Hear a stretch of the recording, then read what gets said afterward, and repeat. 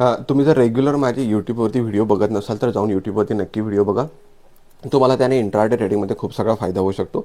मी फ्रायडेला म्हणजे मी कल जो व्हिडिओ सांगितला होता की आज मंडेला कोणत्या प्रकारे ट्रेडिंग करायचं, त्याच्यामध्ये खूप चांगला बेनिफिट तुम्हाला मिळालंही असेल आणि आज त्याच्यामध्ये एक सेलिंग प्रेशर कंप्लीटली तुम्हाला मिळालं असेल. तुम्हीही तिथे प्रॉफिट बुक केला असेल आणि जर नसेल केला तर तुम्ही करून घ्या, त्याच्यामध्ये काही इश्यू नाही आहे. खूप चांगल्या गोष्टी आहेत. ओमी साखरकर ट्रेडिंग फक्त तुम्हाला सर्च करायचं, त्याच्यामध्ये तुम्हाला सगळ्या गोष्टी मिळून जातील, शिकायला मिळून जातील, समजायला मिळून जातील.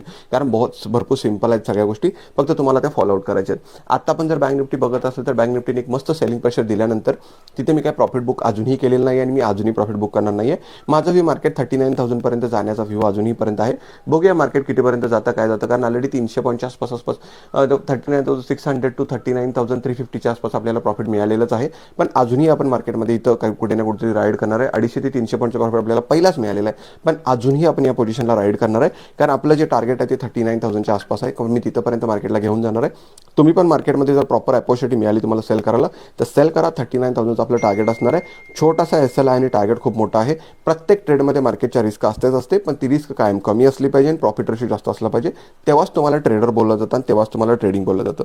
अदरवाईज जेव्हा तुम्ही SS खूप मोठे मोठे घेता आणि टार्गेट खूप छोटे छोटे घेता तेव्हा तुम्हाला तिथे ट्रेडर नाही बोललं जात, तेव्हा तुम्हाला बोललं जातं तिथे गॅम्बलिंग बोललं जातं. आता जर तुम्ही या सगळ्या चार्टवरती बघत असाल तर चार्टवरती क्लिअर दिसतंय कुठे ना कुठेतरी की मार्केटला मला सेलिंगच करायचं आणि हा गोष्टी तुम्हालाही बेनिफिट मिळते.